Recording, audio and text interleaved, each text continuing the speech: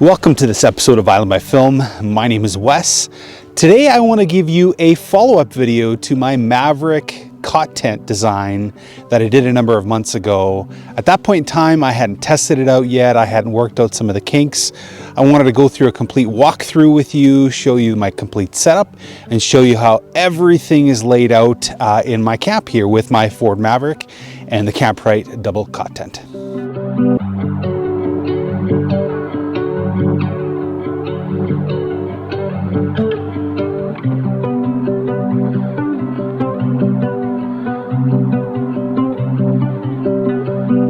Okay, so I'm coming to you from beautiful Eastern Oregon, just outside of Smith Rock State Park.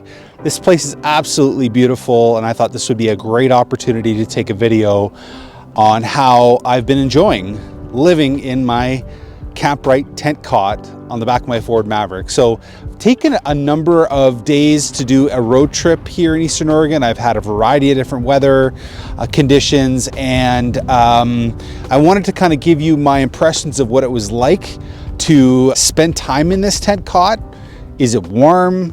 Is it comfortable? Well, let's go through all those right now. I'm going to do a complete walk around of my complete camp setup, including the actual tent itself.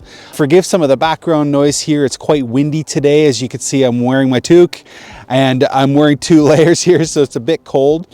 And that's really a good opportunity to test this thing out and tell you, is it comfortable to live in? So let's go through one item at a time. Okay, so first and foremost, you'll see this is what the tent cot looks like on top. This is the first time I've actually used the fly. There's a bit of a threat of rain tonight, so you can see it's a bit of a challenge keeping this thing tight. I'm gonna have to figure out some way to secure it a bit better, but that's okay. This comes with the territory as you're trying to work out a bit of a camp setup here. You'll see right here underneath, that's where the tent cot is supported right there. You can see on my right-hand side, I've got my cooler. This cooler is a perfect size cooler. I'm gonna link to all of these things in the description below. This cooler right here is great because I got it at Costco. It's a vacuum form cooler, so it's sturdy. It actually does a really good job, and it doesn't break the bank price-wise. It's not like a Yeti. And then when you turn over to my left side here, you'll see my Yeti Rubbermaid roughneck tote right here. That tote is used to pack any dry goods, my camp stove, those kind of things. I'm gonna open it up and show you here quickly. You can see right here everything from, cutting boards to pots and all those kinds of things are all right in there. You'll see underneath I've stored the cover for my CampRight tent cot and my chair cover as well too. And then let's just take a look here. I'm gonna open the actual fly here so you can take a look on the inside. Hopefully the wind doesn't pick up here and cause this fly to blow away on me. But let's take a quick look as I step up here. I'm just gonna open this up here, and you can see right here, hopefully you can get a good look at this. So you can see right here that we've got my setup right here. The great thing about this tent cot is it fits actually 2 single-size mattresses side by side. We purchased 2 from Costco. Once again, a link to the ones that I decided to purchase. These are 4-inch mattresses. They're self-inflating, fantastic. So I keep my sleeping bag right there. I have a mummy bag from Marmot.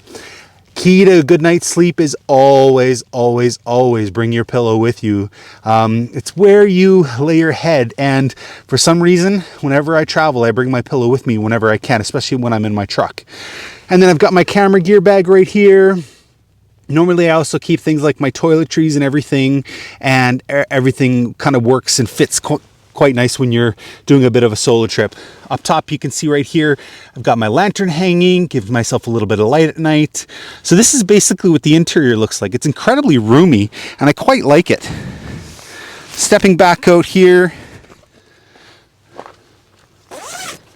close those up.